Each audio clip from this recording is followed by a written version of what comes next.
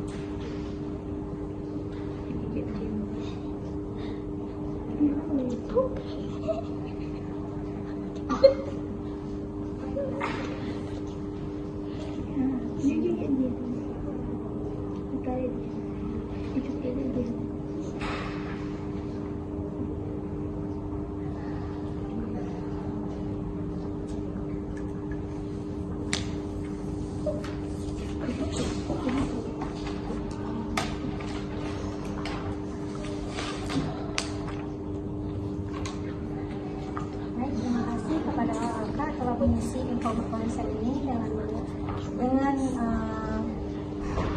terisinya informa konsen ini, berarti kakak telah menyetujui untuk mengikuti sesi konseling kita pada hari ini. Baik, di sini apakah dari kakak ada yang ingin menceritakan sesuatu? Saya ingin menceritakan tentang ibu. Jadi sebelumnya saya izin merekam ya dan juga mencatat selama sesi konseling. Jadi pas kelas 1 SMP, saya pernah dibully sama kawan terdekat saya. Dia membulinya tentang keluarga. Oh, berarti kakak pernah dibully ya sekolah 1 SMP.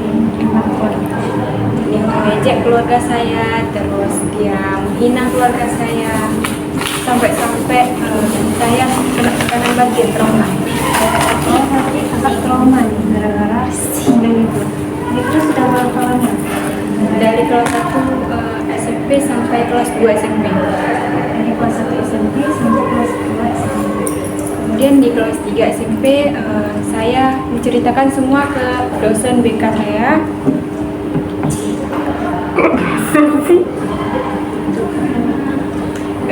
Pas kelas 3 SMP saya menceritakan semua ke guru BK dan beliau mengatasi semua, dan sampai sekarang saya tidak pernah merasakan dibully lagi.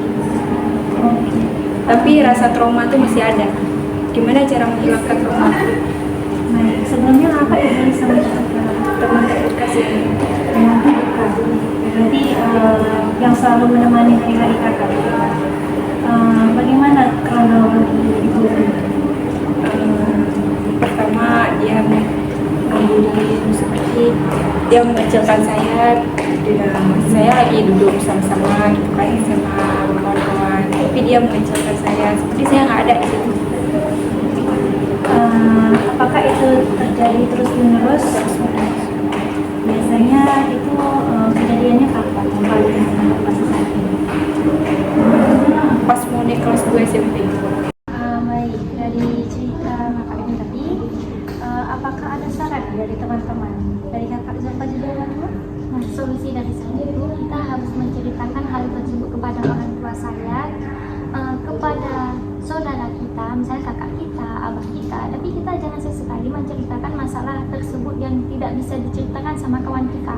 Karena kawan itu iya kawan, cuman kita kalau misalnya kawan kita menceritakan itu, nggak semua kawan itu baik loh, kayak gitu. Kita kalau misalnya orang tua kita, kak kita, abang kita menceritakan itu, solusi mereka walaupun kita nggak bisa pakai solusi tersebut, tapi solusi tersebutlah yang terbaik kayak gitu. Dari Kak Zahra? Kalau saya lebih jadikan kuliah itu sebagai motivasi bahwa kedepannya kita itu harus lebih kuat atau lebih berani daripada orang lain, dan buktikan bahwa walaupun saya jadi korbannya dia, saya bisa lebih sukses daripada orang yang mencari kuliah. Dari dua saran ini ada beberapa yang sudah kakak lakukan tadi ya. Dari saran dari Kak Zulfa Juliana tadi, seperti menceritakan kepada keluarga, terdekat, abang, ibu atau ayah, itu apakah sudah kakak lakukan? Saya sudah menceritakan kepada kedua orang tua saya. Apa tanggapan daripada kedua orang tua? Mereka disuruh pindah di sekolah. Disuruh pindah sekolah ya. Ketika pindah sekolah, apakah ada terulang kejadian yang sama? Alhamdulillah pas pindah sekolah saya mendapatkan teman-teman yang baik, nggak pernah membuli. Kejadian yang paling traumatis daripada teman-teman kakak itu apa? Sehingga trauma itu masih langsung sampai sekarang. Mereka pernah membuang sampah ke dalam tas saya.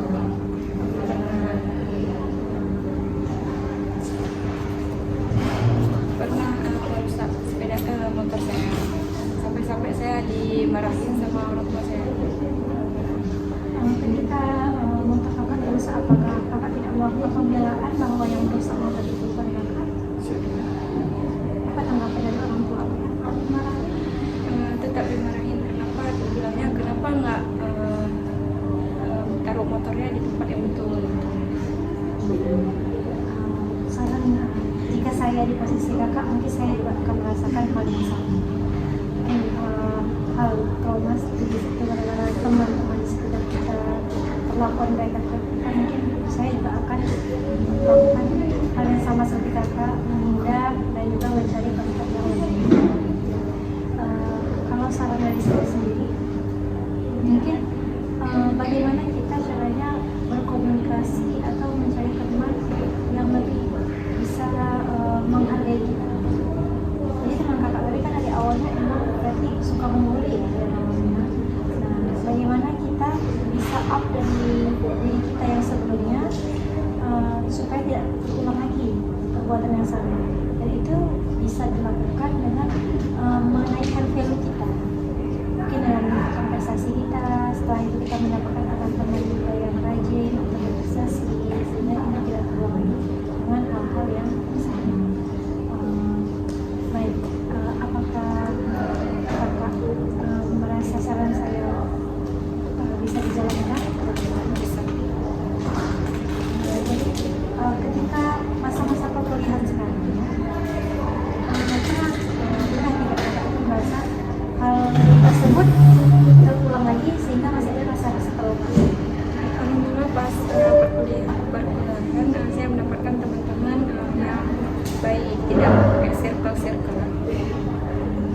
Berarti sejauh ini setelah pindah sekolah berarti membaik ya?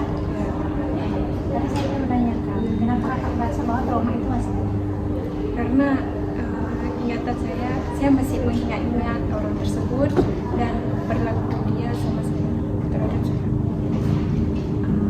Apakah kakak pernah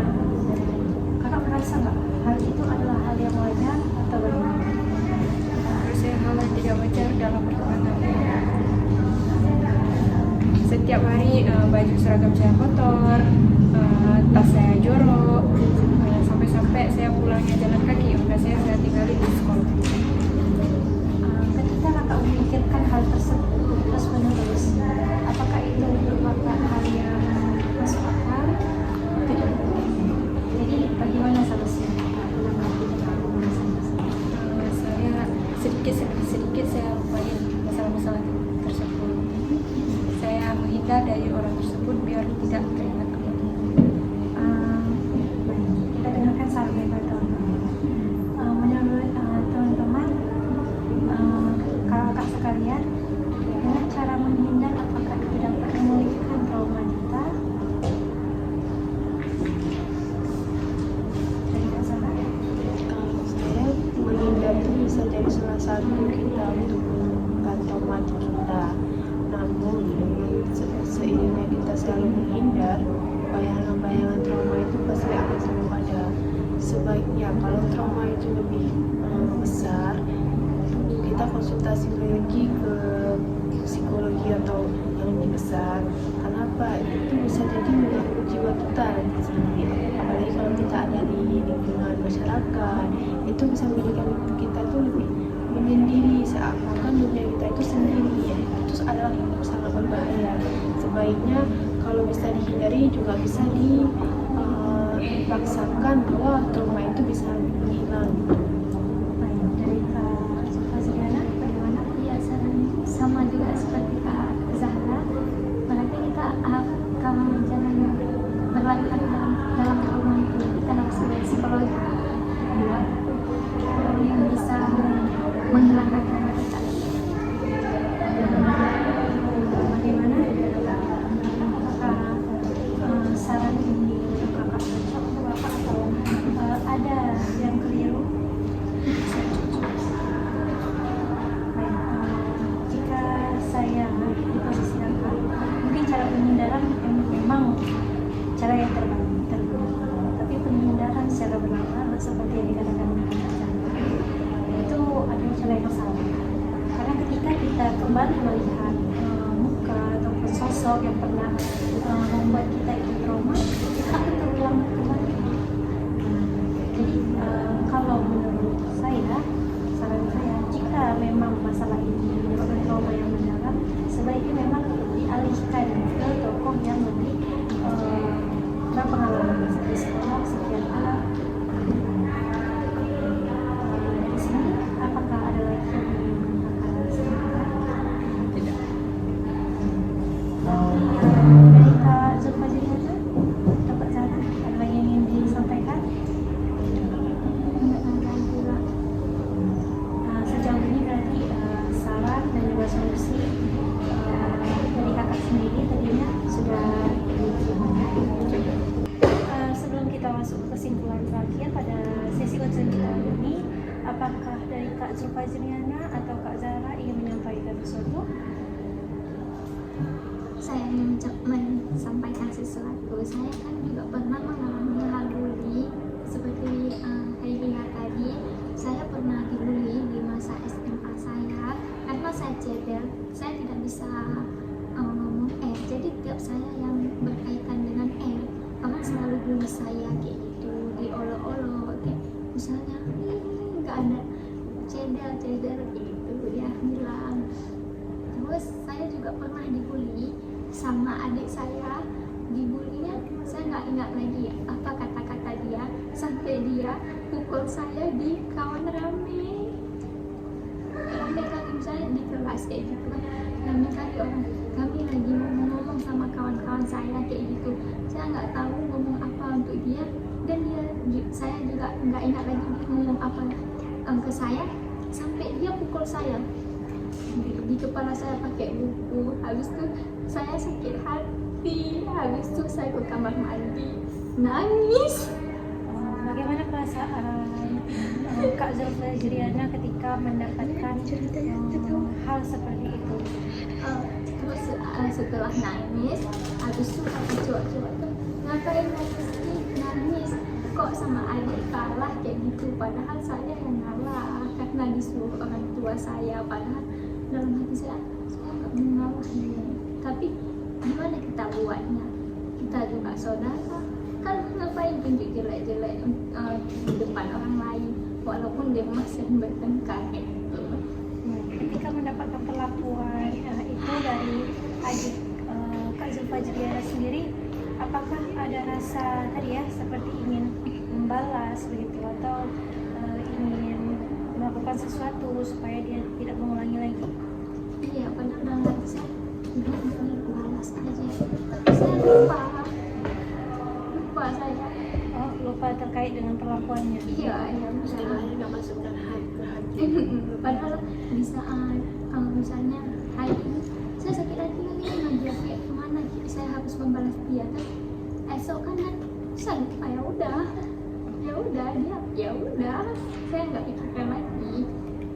Berarti dari Kak Rana sendiri bisa beradaptasi ya, ketika mungkin hari ini bermasalah, esok hari sudah terlupakan terkait permasalahan itu, meskipun mungkin tidak seluruhnya kakak lupakan gitu, hanya sebagian, tapi itu tidak membuat untuk membalas tadi. Saya pernah diejek-ejek juga di saat saya SMA, kena bully juga karena saya kurang pintar daripada adik saya kayak gitu. Dia lebih pintar, lebih jenius mungkin kan, dikatakan kayak gitu. Dibilang sama mereka kayak gini, kok sama adik kalah, dia lebih pintar loh. Kenapa bisa nggak pintar kayak gini? Saya dalam bahasa lainnya, bodoh kali, adiknya pintar kayak gitu kok kakaknya bodoh kayak gitu. Bisa kayak gitu juga pernah dibully di saat SMA. Gimana cara mengatasinya? Baik, mungkin dari permasalahan Kak Zulfajriana sendiri ya, Kak Zulfajriana pernah nggak melakukan hal-hal yang mungkin bisa mengatasi itu sendiri? Apa yang Kak Zulfajriana pernah lakukan untuk agar hal itu tidak terulang lagi? Saya cuma bilang kayak gini, emangnya dia pintar, kenapa rupanya? Saya ini pun kayak gitu, cuma kayak mereka kan nggak malu emangnya kayak gitu, begitu mereka ejek kayak gitu. Dari kita masuk dulu ke saran daripada Kak Rizky ya, dari Kak Zahra menanggapi daripada cerita Kak Zulfajriana ini bagaimana? Iya. Mungkin karena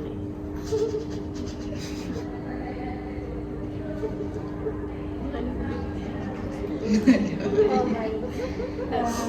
mungkin kan aku tengok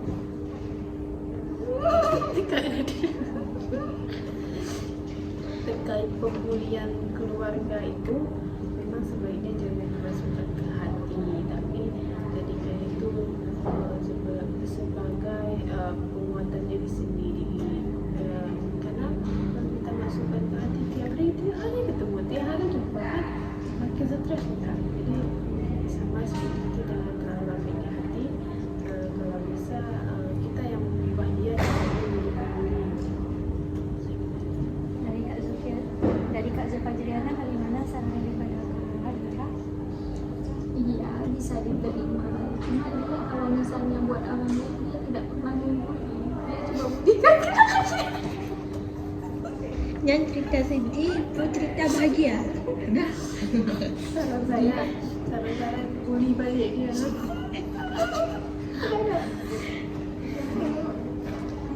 Dia kan gimana cara mengatasi dia kan nggak pernah membuli orang lain.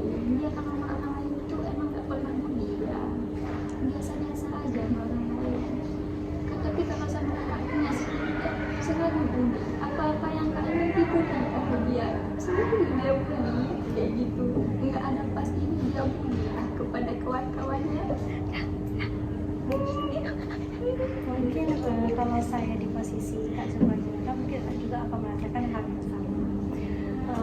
Saran dari saya, mungkin adik kakak Zulfajriana ini ada sedikit rasa insecure dengan Kak Zulfajriana, sehingga apa yang Kak Zulfajriana lakukan, dia mengatakan itu dan membuat Kak Zulfajriana merasa down di bawah. Padahal mungkin karena Kak Zulfajriana memiliki beberapa kelebihan dia ingin mendapatkannya. Jadi itu sebenarnya kalau menurut saya sendiri itu adalah hal yang wajar di antara kakak beradik gitu. Ketika adik cemburu kepada kakaknya, dia akan melakukan hal seperti mengolok-olok yang biasanya padahal dia ingin sekali mendapat posisi yang seperti itu. Bagaimana apakah Kak Fajri ada tanggapan terkait dengan cerita Kak Fajriana? Mungkin ya bisa jadi si adik Nana ini ya mempunyai rasa cemburu ya terhadap kakaknya. Mungkin dia lebih dekat dengan ayah atau mama, tetapi si adik ini nggak dekat, makanya dia cemburu terhadap kakaknya. Dari dua cerita tadi dari Kak Fajri dan juga Kak Zulfadriana, kalau saya tanggapi ya, secara ulang lagi cerita Kak Fajri mungkin sangat traumatis bagi Kak Fajri sehingga menyebabkan trauma-trauma juga. Sedangkan Kak Zulfadriana mungkin self esteemnya itu lebih kuat, jadi tidak terlalu membawa ke dalam hati gitu ya terkait dengan pembulian antar kakak beradik tadi. Tidak mempublikkan sehingga dapat beradaptasi dengan baik dan bertahan sampai sekarang. Kak Zahra, bagaimana tanggapannya? Apakah ada saran-saran lagi terkait dua permasalahan daripada Kak Zahra dengan Kak Fajria? Sudah dijelaskan sama Kak Fajri dan saya tidak Jika tidak ada tambahan lagi, maka sesi counseling ini kita cukupkan. Di sini saya akan mengambil kesimpulan dari counseling kita hari ini. Dari yang kakak sampaikan tadi permasalahan itu tentang pembulian ya, tentang pembulian. Itu pertama kali terjadi ketika kelas 1 SMP ya, lebih sampai kelas 2 SMP, dan itu menyebabkan trauma yang disebabkan oleh teman-teman sekitar yang selalu membuat ulah terhadap kakak, membuat ejekan terhadap keluarga. Dan solusi tadi daripada kakak sendiri yaitu sudah mengkonsultasikan kepada orang tua juga, sudah mencoba dengan cara pembelajaran, dan juga solusi dari Kak Zulfadriana itu dan juga ditambahkan dengan Kak Zahra. Adapun kalau masalah ini sudah memang tidak bisa ditanggapi, harusnya ikhlas. Apakah dari kesimpulan saya ada yang keliru atau sudah? Kalau itu sesi konseling kita hari ini kita cukupkan sampai di sini. Terima kasih kepada kakak-kakak yang sudah datang hari ini untuk membantu saya juga selaku konselor untuk memenuhi tugas masing-masing. Sebelum saya tutup, saya ada sedikit reward untuk kakak.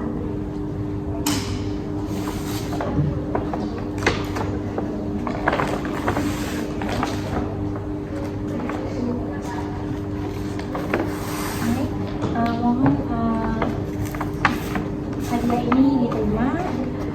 Terima kasih atas waktunya. Sekali lagi saya minta maaf kalau ada kekurangan pada hari ini di sesi konseling kita. Wassalamualaikum.